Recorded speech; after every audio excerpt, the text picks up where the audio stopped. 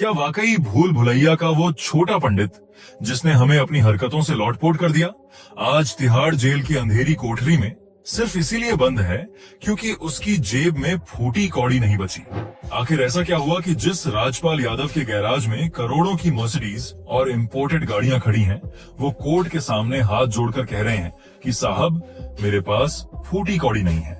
आखिर क्यों 20 करोड़ के कर्ज में डूबे राजपाल यादव को बचाने के लिए सलमान, अक्षय या किसी भी बड़े सुपरस्टार ने एक उंगली तक नहीं उठाई, जबकि सोनू सूद को आगे आना पड़ा? दोस्तों, आज हम जिस कहानी का पन्ना पलटने जा रहे हैं वो सिर्फ एक खबर नहीं है, ये हिंदी सिनेमा का वो काला सच है जिसे अक्सर ग्लैमर की चमक दमक के पीछे छिपा दिया जाता है। ये कहानी है राजपाल यादव की। वो चेहरा जिसे देखकर हमारे चेहरों पर अपने आप मुस्कान आ जाती थी, आज खुद आंसुओं के सैलाब में डूबा हुआ है। 5 फरवरी 2026 की शाम जब राजपाल यादव ने तिहाड़ जेल में सरेंडर किया तो उनकी जुबान पर सिर्फ एक ही वाक्य था, सर क्या करूं, मेरे पास पैसे नहीं है, हम सब अकेले हैं। लेकिन दोस्तों, सवाल यह है कि जिस इंसान की फिल्में आज भी करोड़ों कमा रही हैं, जो भूल भुलैया 3 और बेबी जॉन जैसी फिल्मों में नजर आ रहा है, वो आखिर कंगाल कैसे हो गया? क्या 2010 में लिया गया 5 करोड़ का वो एक लोन इतना जहरीला हो सकता है कि 16 साल बाद भी वो एक हंसते हुए लीजेंड की जिंदगी को निगल जाए? आज हम इस पूरे मामले का ऐसा पोस्टमार्टम करेंगे कि आपको दूध का दूध और पानी का पानी साफ नजर आएगा। लेकिन उससे पहले दोस्तों, ऐसे ही वीडियोस देखते रहने के लिए चैनल को सब्सक्राइब करना बिल्कुल न भूलें। कहानी की शुरुआत होती है साल 2010 से। ये वो दौर था जब राजपाल यादव अपने करियर के शिखर पर थे। हर दूसरी कॉमेडी फिल्म में उनका होना कामयाबी की गारंटी माना जाता था। लेकिन हर कलाकार के दिल में एक सपना होता है कि वो सिर्फ दूसरों के इशारों पर नाचने वाला कठपुतली न बने, बल्कि खुद एक क्रिएटर बने। राजपाल यादव भी अभिनेता से निर्माता और निर्देशक बनना चाहते थे। इसी महत्वाकांक्षा ने उनके दिमाग में एक फिल्म का बीज बोया, जिसका नाम था अता पता लापता। ये एक म्यूजिकल सटायर फिल्म थी जो सिस्टम और भ्रष्टाचार पर चोट करने वाली थी। विचार बुरा नहीं था, लेकिन दोस्तों, फिल्म बनाना सिर्फ कला नहीं, एक क्रूर बिजनेस भी है। और यही राजपाल से पहली और सबसे बड़ी चूक हो गई।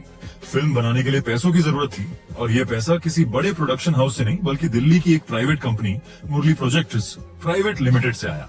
साल 2010 में राजपाल यादव और उनकी पत्नी राधा यादव ने अपनी company Shri Naurang Godavari entertainment limited के बैनर तले मुरली प्रोजेक्ट्स के मालिक MG अग्रवाल से हाथ मिलाया। एक inter corporate loan agreement sign हुआ। मुरली प्रोजेक्ट्स ने उन्हें 5 करोड़ रुपए के दिए। शर्त यह थी कि फिल्म पूरी होने के बाद ब्याज और मुनाफे के साथ राजपाल यादव उन्हें 8 करोड़ रुपए वापस करेंगे। उस वक्त राजपाल को अपनी फिल्म और अपनी स्टारडम पर इतना भरोसा था कि उन्हें लगा बॉक्स ऑफिस पर पैसों की बारिश होगी और यह कर्ज चुकाना उनके लिए बाएं हाथ का खेल होगा। लेकिन बॉलीवुड की किस्मत का पहिया कब घूम जाए, ये कोई नहीं जानता। फिर आया वो साल जिसने सब कुछ बदल दिया। 2012 तारीख थी 2 नवंबर, जब अता पता लापता सिनेमाघरों में रिलीज हुई। इस फिल्म में असरानी, ओमपुरी, आशुतोष राणा और खुद राजपाल यादव जैसे दिग्गज थे। लेकिन बॉक्स ऑफिस का रिपोर्ट कार्ड किसी डरावने सपने से कम नहीं था। फिल्म का बजट था लगभग 11 करोड़ रुपए। लेकिन कमाई के आंकड़े सुनकर आपके होश उड़ जाएंगे। भारत में पहले दिन की कमाई थी मात्र 5 लाख रुपए। अगर पूरी लाइफ टाइम कमाई की बात करें तो वितरक के हाथ में बमुश्किल 12 से 13 लाख रुपए आए। विदेश में भी फिल्म ने सिर्फ $15,000 के आसपास कमाई की, यानी कुल मिलाकर फिल्म डिजास्टर साबित हुई। राजपाल यादव का 5 करोड़ का लोन और अपनी लगाई हुई सारी पूंजी डूब गई। फिल्म का टाइटल अता पता लापता ही उनकी किस्मत बन गया, क्योंकि पैसे सच में लापता हो चुके थे। जब फिल्म फ्लॉप हुई तो जाहिर है कि कर्जदाता यानी मुरली प्रोजेक्ट्स ने अपने पैसे वापस मांगे। एग्रीमेंट के मुताबिक पैसा वापस करने का समय आ गया था। राजपाल के पास नकद पैसे नहीं थे, लेकिन दबाव में उन्होंने चेक जारी कर दिए। और यहीं से शुरू हुआ वो कानूनी दलदल जिसे हम नेगोशिएबल इंस्ट्रूमेंट्स एक्ट की धारा 138 कहते हैं। आसान भाषा में कहें तो चेक बाउंस का मामला। राजपाल ने जो चेक दिए वो बैंक में बाउंस हो गए, क्योंकि खाते में पैसे ही नहीं थे। मुरली प्रोजेक्ट्स ने राजपाल यादव, उनकी पत्नी राधा यादव और उनकी कंपनी के खिलाफ 7 अलग अलग केस दर्ज कराए। यह सिर्फ पैसों का मामला नहीं रहा, अब यह एक आपराधिक मामला बन चुका था। चेक बाउंस होना भारत में अपराध है और राजपाल शायद इस बात की गंभीरता को उस वक्त समझ नहीं पाए। साल 2013 आते आते ये मामला कोर्ट की चौखट पर बहुत बुरी तरह उलझ गया। और यहाँ राजपाल यादव ने एक ऐसी गलती की जिसने जजों की नजर में उनकी छवि को एक ईमानदार कर्जदार से बदलकर एक चालाक वादी की बना दी। दिसंबर 2013 में रिकवरी सूट की सुनवाई के दौरान राजपाल यादव ने अदालत में एक हलफनामा यानी एफिडेविट दायर किया, लेकिन अदालत ने पाया कि यह हलफनामा झूठा था। इतना ही नहीं, ये बात भी सामने आई कि राजपाल ने अपनी पत्नी राधा यादव के जाली हस्ताक्षर किए थे। दिल्ली उच्च न्यायालय के जज एस रविंद्र भट्ट इस बात से इतने नाराज हुए कि उन्होंने इसे अदालत की अवमानना और न्यायिक प्रक्रिया के साथ खिलवाड़ माना। उन्होंने सख्त टिप्पणी की कि राजपाल यादव कानून के साथ खेल खेल रहे हैं। नतीजा यह हुआ कि राजपाल यादव को 10 दिन की न्यायिक हिरासत की सजा सुनाई गई। उन्हें तुरंत तिहाड़ जेल भेज दिया गया। 3 दिसंबर 2013 से 6 दिसंबर 2013 तक, यानी 4 दिन राजपाल यादव ने जेल में बिताए। बाद में दिल्ली हाईकोर्ट की एक खंडपीठ ने उनकी अपील पर सजा को निलंबित कर दिया, लेकिन यह उनके दामन पर लगा पहला दाग था। यह वो रेड फ्लैग था जिसे देखकर उन्हें संभल जाना चाहिए था, लेकिन शायद स्टारडम का नशा और वकीलों की दलीलों ने उन्हें यह मुगालता दे दिया कि तारीखों के खेल से वो बच निकलेंगे। लेकिन कर्ज का ब्याज मीटर की तरह भाग रहा था। जो 5 करोड़ का लोन था वो कानूनी खर्चों और ब्याज के साथ बढ़ता ही जा रहा था। सालों तक यह मामला अदालतों में घिसटता रहा। तारीख पे तारीख का सिलसिला चलता रहा, लेकिन अप्रैल 2018 में दिल्ली की कड़कड़डूमा कोर्ट ने एक बड़ा फैसला सुनाया, जिसने राजपाल की रातों की नींद उड़ा दी। अदालत ने राजपाल यादव को चेक बाउंस के मामले में दोषी करार दिया और 6 महीने की जेल की सजा सुनाई। सिर्फ इतना ही नहीं, अदालत ने हर बाउंस हुए चेक के लिए उन पर भारी जुर्माना भी लगाया।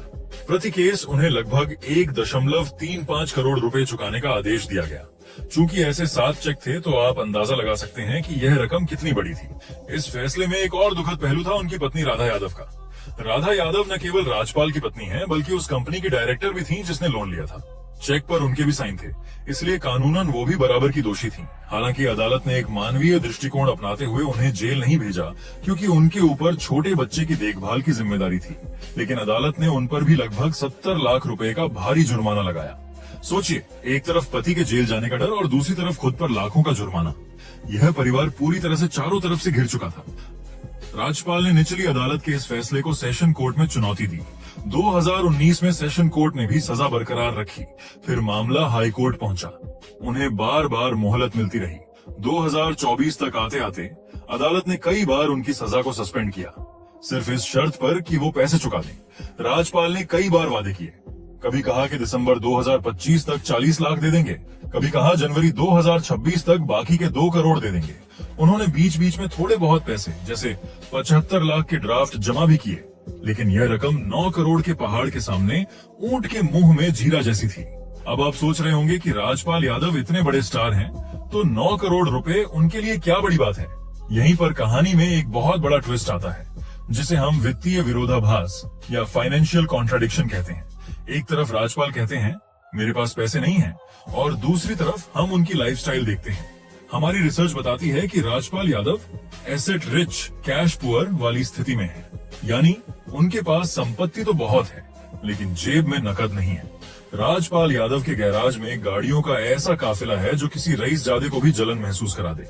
रिपोर्ट्स के मुताबिक उनके पास मर्सिडीज बेंज 350D है, जिसकी कीमत लगभग 1.5 करोड़ रुपए है और इसे चलता फिरता महल कहा जाता है। टोयोटा इनोवा और BMW जैसी गाड़ियां भी उनके पास हैं। सवाल यह उठता है कि अगर आपके पास 1.5 करोड़ की गाड़ी है, तो आप उसे बेचकर कर्ज क्यों नहीं चुकाते? अदालत ने भी इस बात को नोट किया। जब आपके पास लग्जरी गाड़ियां हों और आप कोर्ट में कहें कि आप कंगाल हैं, तो इसे बदनीयती माना जाता है। लेकिन दोस्तों, कहानी का दूसरा पहलू इससे भी ज्यादा खौफनाक है। राजपाल की कंगाली सिर्फ 9 करोड़ तक सीमित नहीं है, उनका असली कर्ज 20 करोड़ से भी ज्यादा का है। 8 अगस्त 2024 को एक ऐसी घटना हुई थी जिसने उनकी आर्थिक स्थिति की पोल खोल दी थी। सेंट्रल बैंक ऑफ इंडिया की मुंबई ब्रांच की एक टीम उत्तर प्रदेश के शाहजहांपुर पहुंची, जहां राजपाल यादव की पैतृक संपत्ति है। बैंक ने उनकी फैक्ट्री और संपत्तियों पर ताला लगा दिया और उन्हें सील कर दिया। वजह? ये एक अलग लोन था। राजपाल ने अपने पिता नौरंग यादव के नाम पर बैंक से 3 करोड़ का लोन लिया था। सालों तक EMI न चुकाने की वजह से ब्याज लगाकर यह राशि 11 करोड़ रुपए हो गई थी। बैंक की कार्रवाई इतनी अचानक थी कि जब अधिकारियों ने संपत्ति सील की, तो अंदर बिजली के उपकरण और कूलर चलते ही रह गए थे। अब गणित समझिए, 9 करोड़ रुपए मुरली प्रोजेक्ट्स के और 11 करोड़ रुपए सेंट्रल बैंक के, कुल मिलाकर 20 करोड़ रुपए का कर्ज, और ऊपर से पत्नी पर 70 लाख का जुर्माना। इतनी बड़ी देनदारी किसी भी अभिनेता की कमर तोड़ने के लिए काफी है, चाहे वो कितनी भी फिल्में क्यों न कर रहा हो। आप कहेंगे कि भूल भुलैया 3 तो सुपरहिट थी, उसके पैसे कहाँ गए? रिपोर्ट्स के मुताबिक राजपाल ने उस फिल्म के लिए 1.5 करोड़ रुपए चार्ज किए थे, लेकिन जब सर पर 20 करोड़ का कर्ज खड़ा हो तो 1.5 करोड़ की फीस आते ही पुराने कर्जों की ब्याज और वकीलों की फीस में उड़ जाती है। यही वजह है कि उनकी नेटवर्थ 50 करोड़ होने के बावजूद उनकी संपत्तियां या तो गिरवी हैं या विवादित हैं, जिन्हें वो तुरंत बेच नहीं सकते। और फिर आया फरवरी 2026 का वो हफ्ता जिसे दी एंड गेम कहा जा सकता है। जून 2024 में दिल्ली हाईकोर्ट ने उन्हें आखिरी मौका दिया था, लेकिन जब 2026 की शुरुआत हुई तो राजपाल फिर से पैसे चुकाने में नाकाम रहे। 2 फरवरी 2026 को मामला जस्टिस स्वर्ण कांता शर्मा की अदालत में था। जज साहिबा का सब्र अब टूट चुका था। उन्होंने सख्त लहजे में कहा, कानून अपने अनुपालन को पुरस्कृत करता है, न कि उसकी अवमानना को। उन्होंने साफ कर दिया कि बार बार मौके दिए गए, लेकिन आरोपी ने अदालत के आदेशों का सम्मान नहीं किया। अदालत ने उनके वकील की दलीलों को सुनने से मना कर दिया और सजा निलंबन रद्द करते हुए सरेंडर का आदेश दे दिया। 4 फरवरी 2026 को राजपाल के वकीलों ने एक आखिरी दया याचिका यानी मर्सी प्ली लगाई। उन्होंने कोर्ट से कहा कि राजपाल मुंबई में शूटिंग में व्यस्त हैं, शायद भूत बंगला की शूटिंग चल रही थी। वकीलों ने तर्क दिया कि डिमांड ड्राफ्ट में टाइपिंग की गलती हो गई थी, इसलिए पैसे जमा नहीं हो पाए। उन्होंने 25 से 50 लाख रुपए का ड्राफ्ट देने की पेशकश भी की, लेकिन अदालत ने इस बहाने को सिरे से खारिज कर दिया। अदालत ने आदेश दिया, आज ही सरेंडर करें। 5 फरवरी 2026 की शाम 4 बजे राजपाल यादव भारी मन से दिल्ली पहुंचे और तिहाड़ जेल में सरेंडर किया। सरेंडर से ठीक पहले उनकी हिम्मत जवाब दे गई। जो इंसान पूरी दुनिया को हंसाता था वो उस वक्त रो रहा था। उन्होंने मीडिया से कहा, सर क्या करूं, मेरे पास पैसे नहीं हैं और कोई उपाय नहीं दिखता। सर, यहाँ हम सब अकेले हैं, कोई दोस्त नहीं है।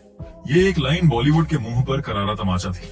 ये वही इंडस्ट्री है जो पार्टियों में गले मिलती है, खुद को एक परिवार बताती है, लेकिन जब परिवार का एक सदस्य डूब रहा था तो सबने मुंह फेर लिया।